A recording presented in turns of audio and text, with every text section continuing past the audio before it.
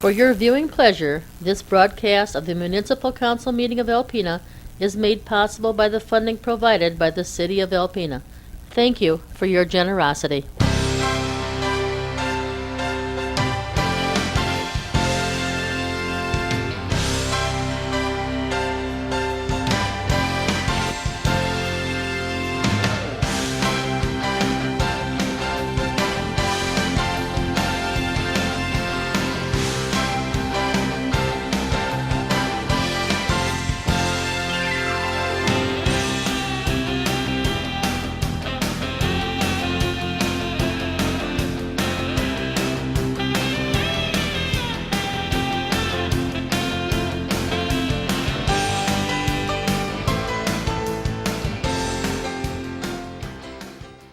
All set? All right, good evening. Welcome to Alpena City Council meeting of April 3rd, 2017. Shall we order, please? Johnson? Here. Nielsen? Here. Nowak? Here. Sexton? Here. Walagora? Here. Please rise for the pledge. I pledge allegiance to the flag of the United States of America and to the republic for which it stands, one nation, under God, indivisible, with liberty and justice for all. I was afraid to kick that back. Modifications to the agenda tonight? I believe there's one. Yeah, I move that we move, sorry, I move we take item 6B of the consent agenda down to item 12B of communications and petitions. Second. Nielsen? Yes. Nowak? Yes. Sexton? Yes. Walagora? Johnson? Yes. Thank you. Any other modifications? Okay, approval of the minutes for regular session of March 20th, 2017. Issues, changes? Citizens appearing before council on agenda and non-agenda items are allowed 5 minutes each to address council. If you'd like to do so, please come to the podium and state your name and address for our records. The only exception would be if you have input for the public hearing of the resolution for the CDBG, Easy for you. grant application. That'll be later at a public hearing. Anything else, please come to the podium.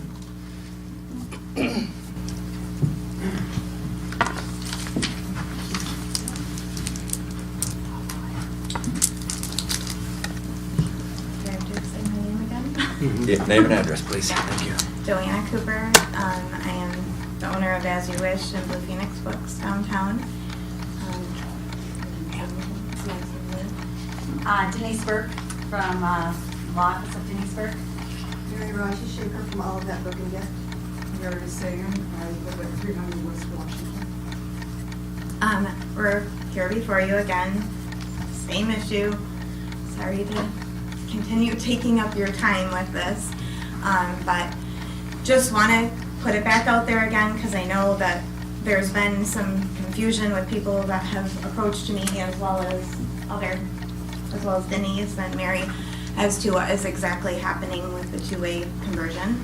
And in fact, the last thing that I was just told was that somebody thought that the conversion that's already been approved by council was on hold until the study that just was done is done. So just coming before you again to say that we don't want it to happen for many reasons, but one of the biggest things being that it will affect not only our businesses but the entire area of downtown. You have to say your name and address. Eric Peterson, address 109 North 2nd Avenue. So I know you've all heard from me enough probably, and I'm sorry again, but it's just one of those things that I truly believe is a mistake, not just my own personal opinion, but I know that it's something that's shared by several businesses. There was a lot of other businesses that had other appointments tonight that wanted to be here, and maybe they'll be here the next meeting. So, but I'm going to let Eric say a few things because I know that. Sure, I sort of disagree with where we're going with this two-way as well. I think we're kind of taking steps back instead of taking steps forward. I think the people of the downtown have been doing a great job of trying to create a hub as a downtown and make a difference and bring tourism. The NOAA building is really added to that because it's right outside of our downtown. So to me, I think that we should be making steps towards making downtown more less traffic flow, more walking flow, because that would create more people spending dollars in our downtown, also giving them more of a little atmospheric type thing. Rather than see it two-way, I'd rather see 2nd Avenue shut down completely and bricked off and some trees planted and make it like an actual hub that is like sort of progressive, not going backwards, and we're adding more traffic flow. You know, I got people sitting out on the street, and now I'm gonna have traffic backed up all summer long right next to my customers puffing gas in their face while they're trying to eat a gourmet meal. I mean, to me, that just seems, you know, like something I obviously do not want.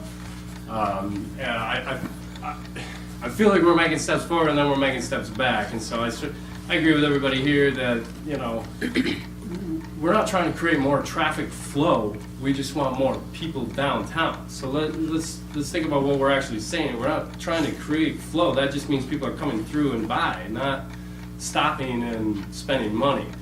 I would rather see our downtown get built up as, you know, like other downtowns where there's lots of places to spend their money. After 8 years of having a business down there, I've watched plenty of people walk away that have not spent their money in Alpena, that have went back to their hometown and with money in their pocket, and I feel like we're supposed to take that, you know? I mean, that's why they came here, to spend it, so what are we letting them go away for, you know?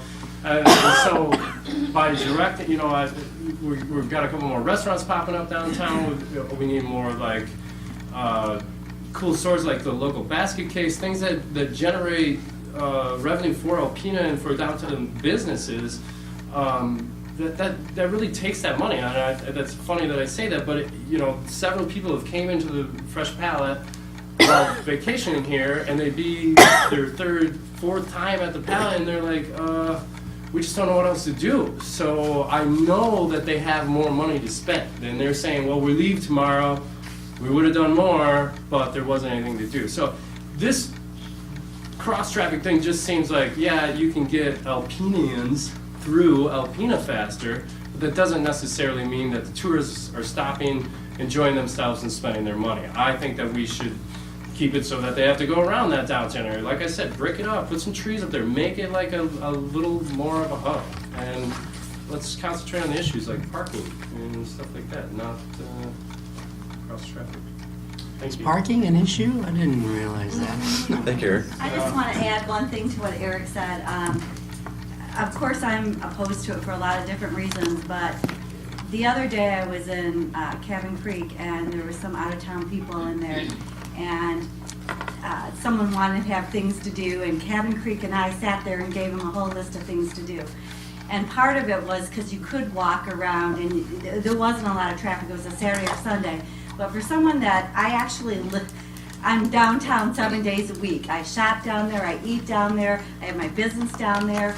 I talk to people on the streets during the summer, during the winter, give them directions, help them out, as does everybody downtown. All the businesses are really good on that. And I have not met a person yet downtown that doesn't like the fact that there's not a lot of traffic, that they can eat out there. And I agree with Eric. I would love to see it blocked off too.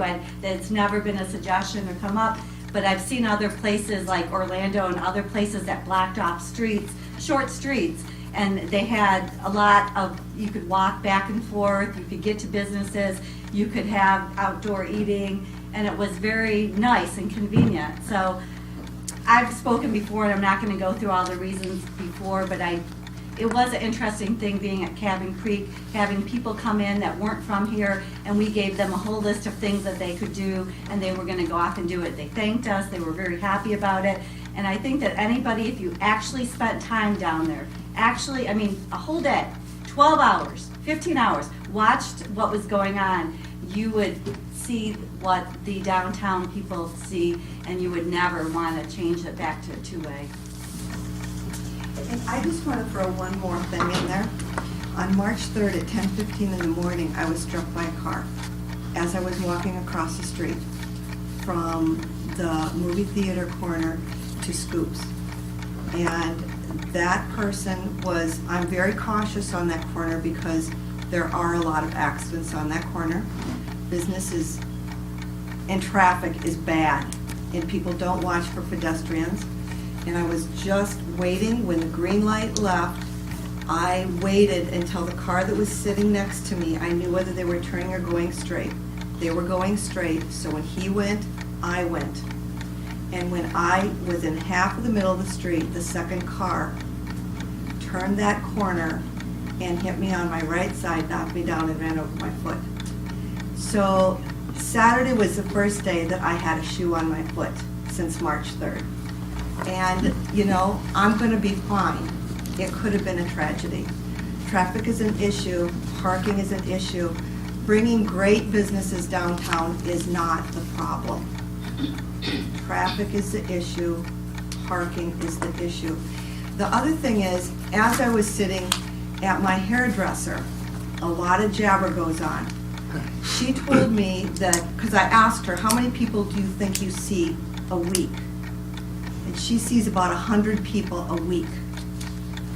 And she says that almost none of her clients shop downtown because they have spent their 2-hour parking in the chair and can't go get a sandwich, can't go buy a pair of shoes, can't go to the movie theater. Their time is done.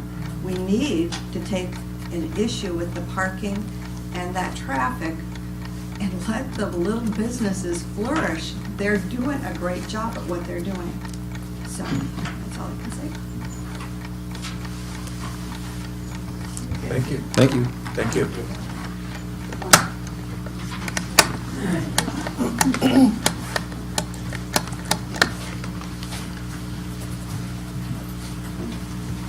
Good evening. Matt Boyd of 619 South 2nd Avenue. I'm a DDA board member and I voted for the move to two-way traffic. And I want to start by saying that I have a lot of respect for the people that just spoke here. First off, I think it's important that they participate and that there always be full participation in issues that are divisive like this one. And secondly, I think it's clear that they want what's best for the downtown. We share that goal together. We share a lot of the same goals and a lot of the same ideas that were voiced here. The difference is, I think we have access to different information and different studies, different research that suggests very strongly that the move to two-way traffic is best for the future of downtown. And I'm not talking about one study, I'm talking about several over the course of more than a decade. I'm also talking about meetings that the DDA arranged with business owners in the downtown, business owners, building owners, other stakeholders in the downtown. We, about a year and a half ago, set out to meet with as many of these folks as we possibly could. Set up those meetings with the director at the time and one or two board members at any given meeting or committee members. And we talked about a lot of issues. One of them was parking, one of them was two-way traffic. And we saw a vast majority in support of two-way traffic. All I would say, and I don't want to use my full 5 minutes and I don't want to waste any additional time, and part of the reason for that is this. The DDA has already made its decision. You have already decided on this issue as well, and nothing has changed since that time. I would suggest that you proceed forward with two-way traffic at this point. Thank you.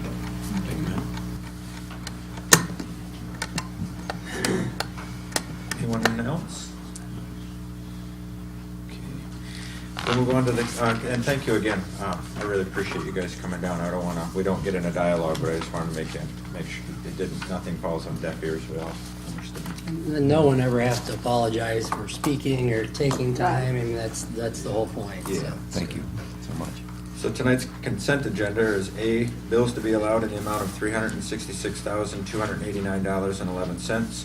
Skip to C, rental of the Bayview Park and Band Shell for dog show to benefit the Humane Society. D, D is Real Estate 1 10th Anniversary Celebration on May 20th, 2017. And E is Alpena County George N. Fletcher Library Eclipse Viewing Party on August 21st of 2017. We approve the consent agenda as presented by the mayor. Second. Nowak? Yes. Sexton? Yes. Walagora? Aye. Johnson? Yes. Nielsen? Yes. Down to number 9, proclamations. We have the 2017 Arbor Day. Whereas in 1872, S. Sterling Morton proposed to the Nebraska Board of Agriculture that a special day be set aside for the planting of trees, and whereas this holiday called Arbor Day was first observed with the planting of more than 1 million trees in Nebraska, and whereas Arbor Day is now observed throughout the nation and the world, and whereas trees can reduce the erosion of our precious topsoil by wind and water, cut heating and cooling costs, moderate the temperature, clean the air, produce life-giving oxygen, and provide habitat for wildlife. And whereas trees are a renewable resource, giving us paper, wood for our homes, fuel for our fires, and countless other wood products. And whereas trees in our city increase property values, enhance the economic vitality of business areas, and beautify our community. And whereas trees, wherever they are planted, are a source of joy and spiritual renewal. Now therefore I, Matthew J. Walagora, by the virtue of authority vested in me as the mayor of the city of Alpena, do hereby proclaim April 28, 2017 as Arbor Day in the city of Alpena, and encourage all area residents to celebrate Arbor Day in our community and support efforts to protect our trees. Further, I urge all citizens to plant trees to promote the well-being of this and future generations.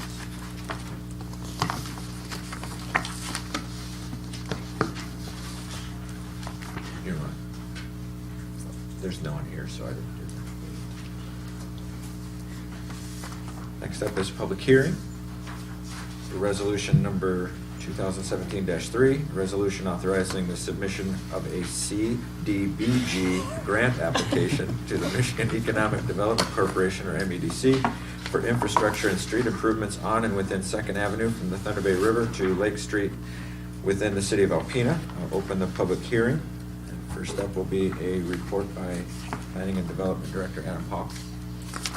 Just for fun, I have 5 other acronyms in the staff report that we'll try to wait further. But the Infrastructure Capacity Enhancement Grant, our Community Development Block Grant, CDBG, available through the Michigan Economic Development Corporation for the purpose of upgrading existing public infrastructure systems by replacing deteriorating or obsolete systems or adding needed capacity to existing but burdened systems. In order to qualify for the project, it must be located within a low to moderate income community or a community with an LMI survey completed. If a survey is being utilized, the project must stay within the survey area, and the project must be shown to benefit the LMI community. The project must also be included within the community's capital improvement program, CIP. In 2015, an LMI survey was completed for the downtown area and surrounding neighborhoods for the purpose of qualifying for additional grants. Utilizing the boundaries of that survey, staff identified that 2nd Avenue reconstruction and utility replacement as the most needed project to fit the scope of the grant. The proposed project will include replacing aged water and sewer lines located under 2nd Avenue and a water line that extends under the Thunder Bay River. The street surface will also be reconstructed as it is worn out and in need of reconstruction. The improvement will take place from the drawbridge to Lake Street on 2nd Avenue, and the project was originally scheduled for the 2019-2020 in the capital improvements plan. For the project, the city of Alpena would request $1,120,000 for the proposed improvements and provide a local match of $112,000 or 10%. Staff would request that per the requirements of the grant, City Council conduct a public hearing to consider public comments and approve the attached resolution to allow staff to submit an ICE grant application to the MEDC on behalf of the City of Alpena.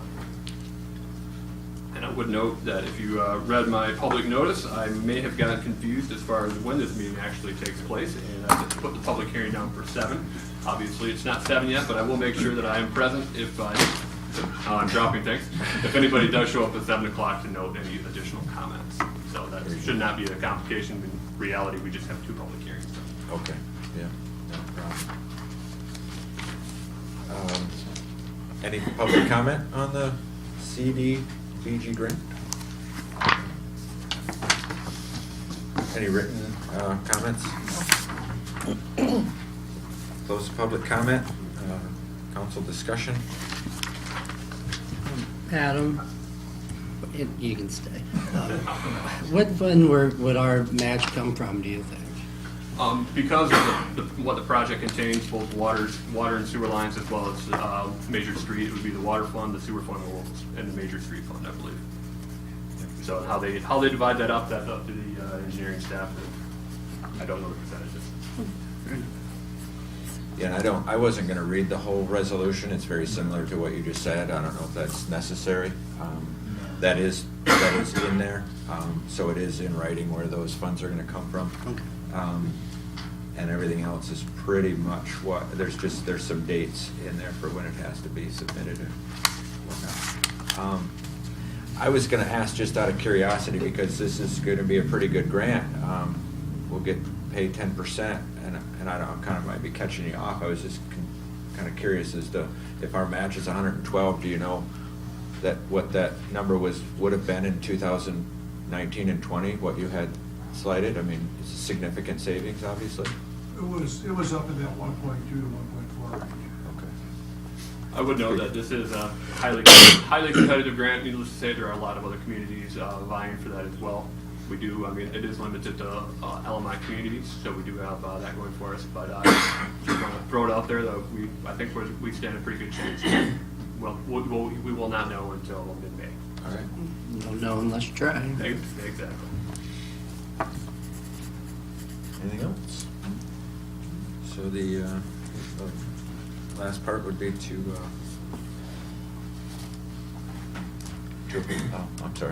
approve the signing of the resolution. I move we approve resolution 2017-04. Sorry, 03. Second. Thank you. Sexton, Yes. Walagora, Aye. Johnson, Yes. Nielsen, Yes. Noah, Yes. Thank you, Adam.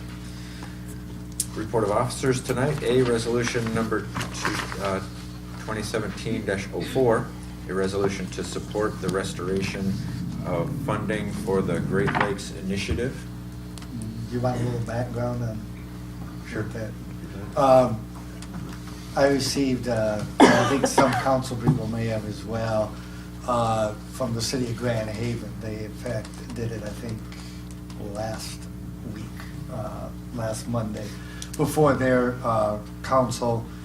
This resolution of concern regarding the proposed cutting of the funding of the Great Lakes Initiative, the impact that could have on the Asian carp initiatives to try to prevent that from spreading into the Great Lakes, as well as other projects that are funded by this.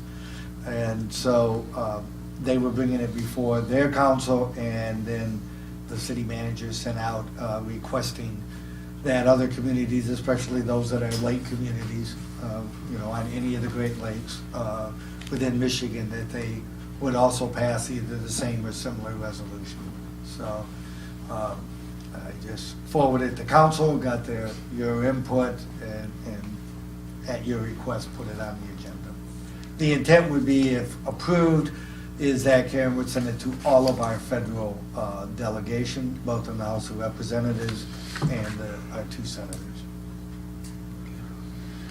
Since we are taking action on it, I think it would probably be best if I read it real quick, just so everybody knows what it is. Specifically, it's the resolution to support the restoration for funding for the Great Lakes Initiative, whereas due to the voracious, I think that's it, voracious appetites of plankton, also consumed by native fish, their rapid rate of reproduction, and their relatively large size, Asian carps have devastating impacts on the native fish populations. And whereas today bighead and silver carp are the dominant fish species in the Illinois River, which connects to the Mississippi River to Lake Michigan. And whereas there is a concern that if bighead and silver carp enter the Great Lakes, they may cause significant ecosystem damage.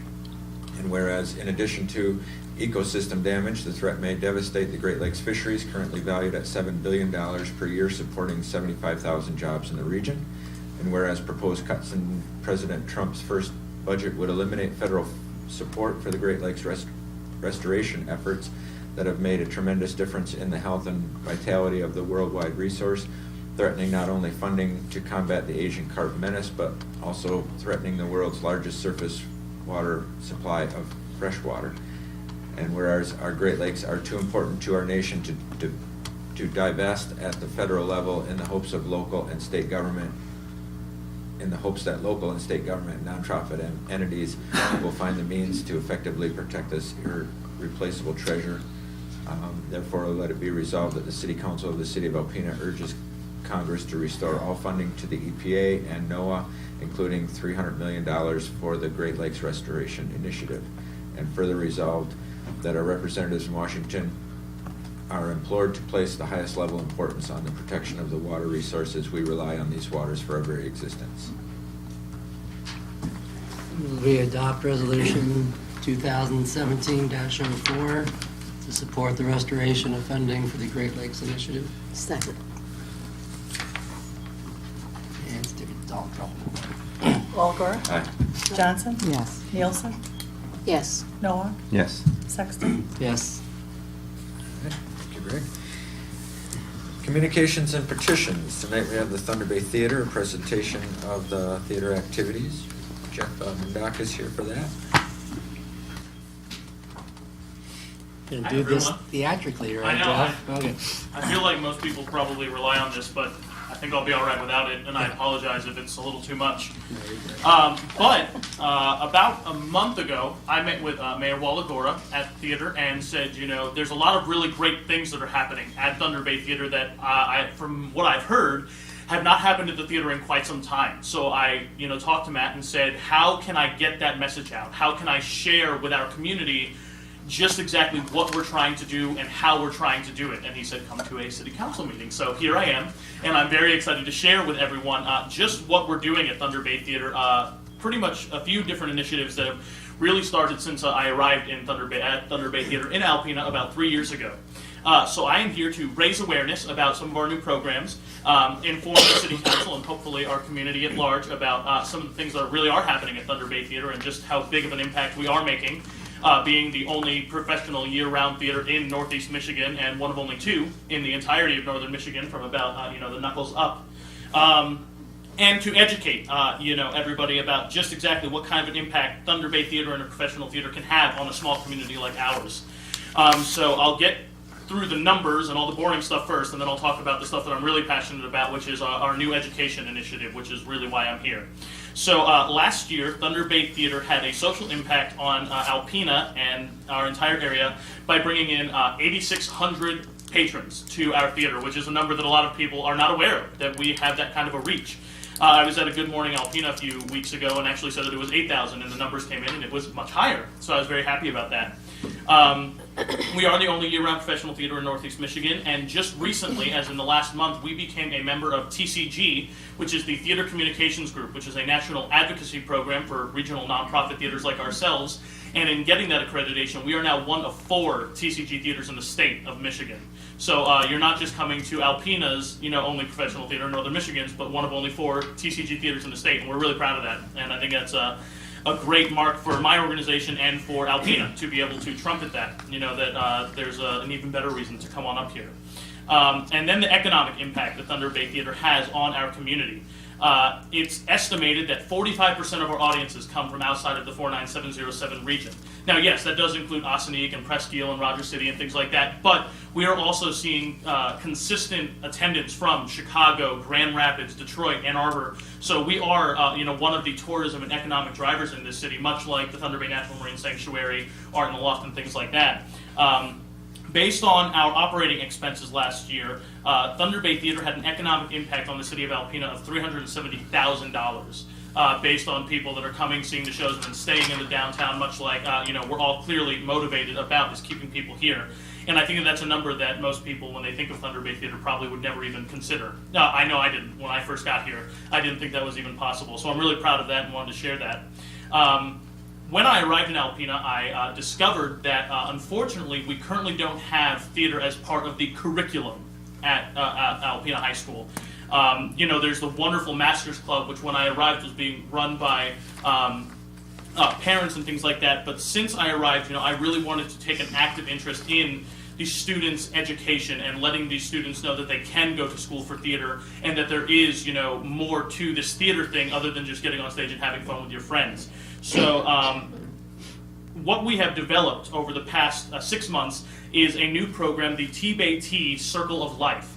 And it is a 4-point program for the youth in Alpena and their families to really embrace and engage in, that we're hosting a fundraiser for on Saturday, April 15th, that we'll talk about in a little bit. But the 4 points of that plan are: introduction. We want to get kids involved in the theater in our annual youth production, which takes place every calendar year. We invite students from 10 to 21 years old to come and be part of their first play. This year it was The Jungle Book, last year was The Snow Queen. We continue to make that a staple of what we do every single year, and the numbers are astounding. We went from 13 students in our first play. This year we had 26, and those numbers continue to grow, and we're already talking about building on how many offerings we do each year. The second point is education, really taking a stake in our middle schoolers and our high schoolers, getting them thinking about, going to school for theater, because, a degree in the arts is not just about performing. It can be about designing, it can be about communicating, it can be all of those things. And then we're preparing them, that's the third point, for a life in the theater, getting them ready for college, whether that be through voice lessons, dance lessons, and our annual Maskers production, which is where we invite the Maskers Club to come and take our theater for a full month and put on their annual high school musical and have the community embrace them. It's been extremely well supported, the connection between the two. And then finally, retention. One of the beautiful things about Thunder Bay Theater is that we give professional artists, whether they be from Alpena or elsewhere, a place to come and make some sort of a living. An actor's living is a little bit different than everybody else's living, but it is still a living nonetheless. And they're using their degrees for what they got it for, and that's something that can't be said for everyone. So that 4-point plan, and then we also want to announce our educational tour, which is back for the first time in 7 years. This year, in its first year, we are serving over 3,000 students from Alpena to Grand Traverse over the next 2-3 weeks, with 6 public performances in Alpena, 4 at Neiman's Family Market in their corner cafe, and then 2 at the First Congregational UCC down right downtown. So all of that is online, all of the information, but to kind of cap this presentation, and why I'm here, I talked to Matt about possibly, generating more support for theater education in Alpena across the board, because anywhere in America, we can always look for support in the arts, especially, nowadays. So our family fundraiser, our first annual event, is geared directly towards raising funds for our educational programming so that we can continue to provide shows with our educational tour for the entirety of Northeast Michigan, and continue to take a real stake and ownership of our students and their futures in the arts, if that's what they see fit. So thank you, City Council, for listening to me talk about my passion. I know that I see some familiar faces who are already, great patrons of the arts, and I hope that, by being here today, I have created more patrons of the arts, because that's really important. So thank you. Thank you. Thank you. Thank you, Jeff. Did anybody think he was going to introduce like us doing a theatrical presentation? I was hoping, And on the heels of that, I have a proclamation for the theater as well. Whereas Thunder Bay Theater, established in 1967, is a year-round nonprofit theater committed to providing consistent, high-quality productions and educational opportunities utilizing a professional core company augmented with community talent. And whereas the Thunder Bay Theater, which is producing its first educational tour in 7 years that will serve over 3,000 students in northern Michigan, specifically half of which will be from Alpena County.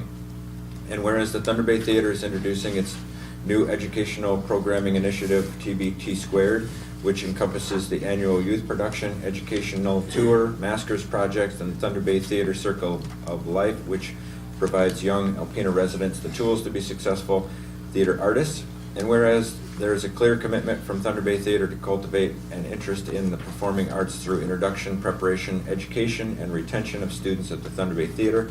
And whereas this year's first annual family fundraiser, intended to support and improve Thunder Bay Theater's TBT Squared for the present and future, will result in an in augmenting the artistic and social culture of our community and the entire Sunrise side of Michigan.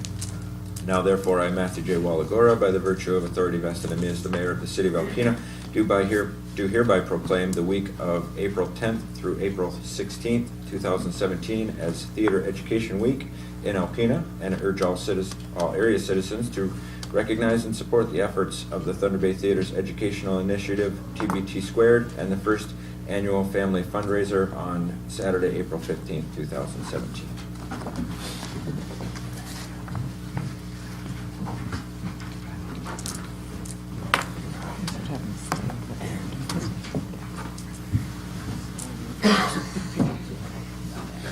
Lean this way. Steve made his pictures afterward. The new guy's kind of bossy.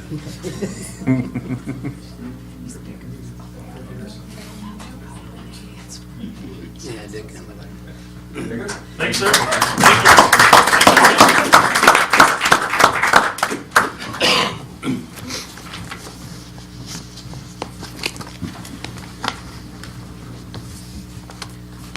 Okay, next up under communications and petitions is the DDA director. Consent agenda. Adam Paul. All right, I'll start this off, and I'll turn it over to Mike Mahler, the director, the DDA board director. But after 5 years of service, Leslie Dort stepped down from the position of Downtown Development Authority Director of DDA Director effective March 10th. In the process of seeking a new director, the DDA board posted advertisements both locally and statewide. 13 applications were received in total, and the DDA assigned their personnel committee, which consisted of 4 DDA board members as well as a city representative, to review the application, conduct interviews, and make a recommendation to the DDA board. The city representative assigned was myself due to my position as staff liaison, my background in community development, and my role in a number of various DDA committees.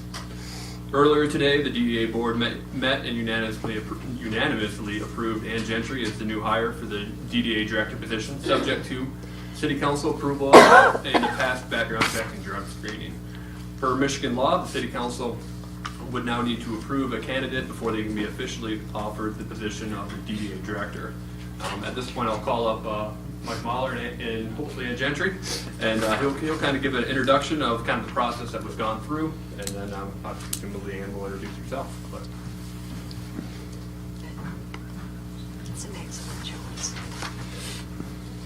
Good afternoon, everybody.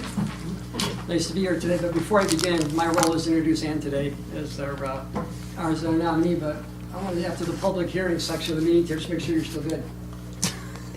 Oh. No, kidding.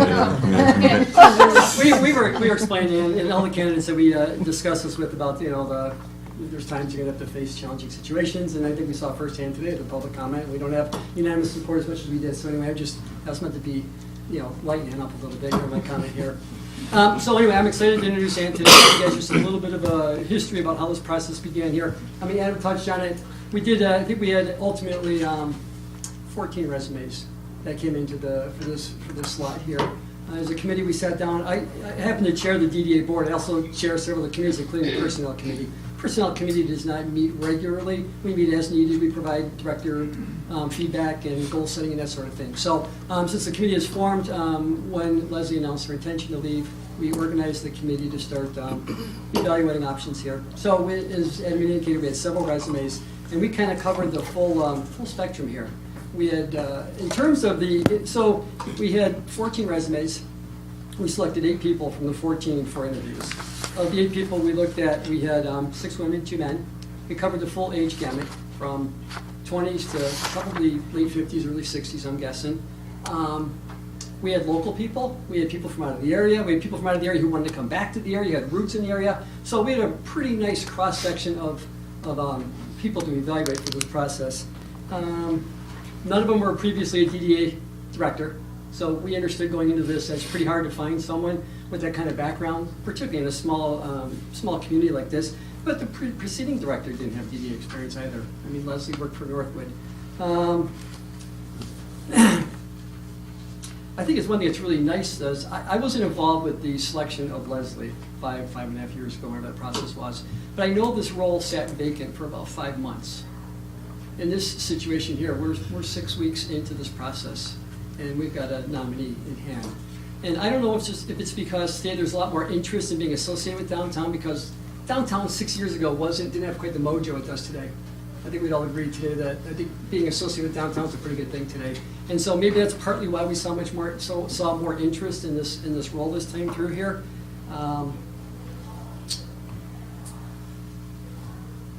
Let's see here. Pretty much touch on all the points I wanted to address here. I mean, when we got through with all the interviews, we'd asked everybody to basically identify your top 3 candidates. And in the course of doing that, we all listed our top 3 candidates. We had 5 people selected from the 8 that made up the top 5. We had 1 person who appeared on all 5 of the candidate list, and that was Ann Gentry. But that didn't mean that she was the slam dunk, because we still sat there and talked about the merits of, because frankly, all 5 people were viable candidates at the end of the day. I mean, they all were.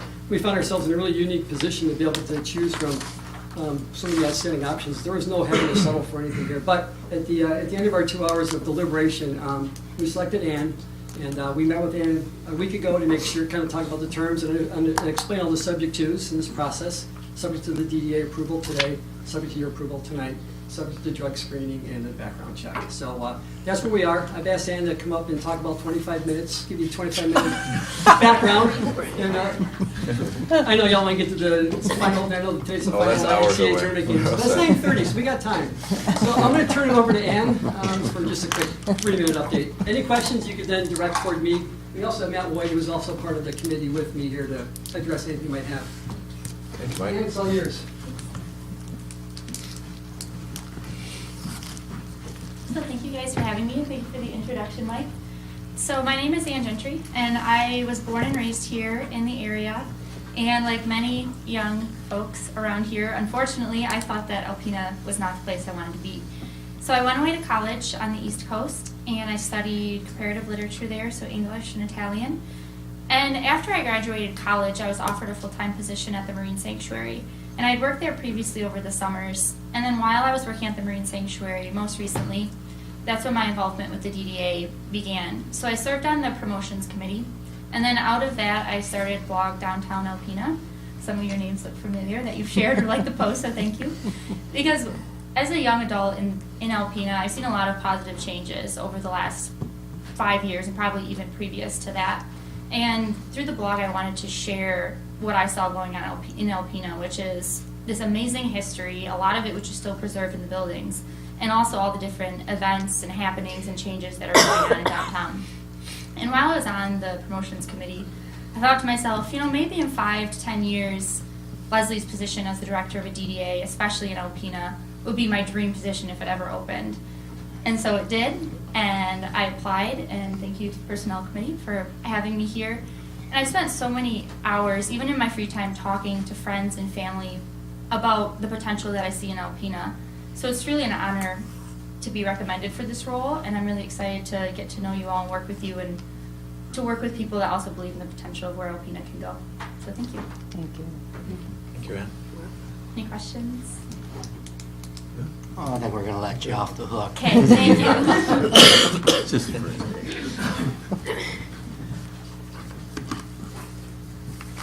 Excellent. I guess my comment would be that it sounds like the committee and the DDA did their due diligence, and I can't imagine that I would have any input if we waited weeks or months. So I would have the same input I do now. I trust them, and it sounds like a great recommendation to me.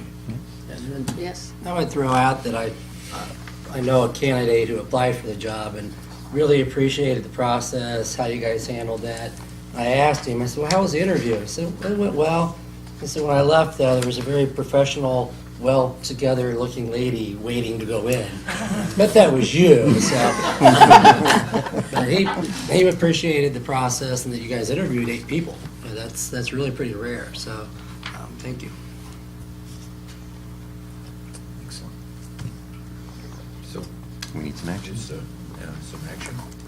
I move we approve Ann Gentry for the new DDA director. Second. Johnson? Yes. Nielsen? Yes. Noah? Yes. Sexton? Yes. Walagora? Aye. All right. Thank you. Congratulations, Angela. Thank you, Ann. Thank Steve's clapping. Okay, unfinished business this evening is Combat Readiness Training Center, CRTC, request for monthly water and sewer billings. This would be the second reading of both the ordinance number 17437, ordinance amending chapter 98, water utilities billing and enforcement, and ordinance number 17438, an ordinance amending chapter 98, wastewater utilities billing and enforcement. Do you have anything new or? Consistent with the council policy, unless you wish for me to read it again, would simply need a vote separately on each one of the proposed ordinance changes. No questions? No problems. Okay.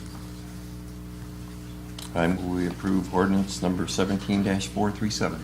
Second. Nielsen? Yes. Noak? Yes? Sexton? Yes. Walagora? Aye. Johnson? Yes.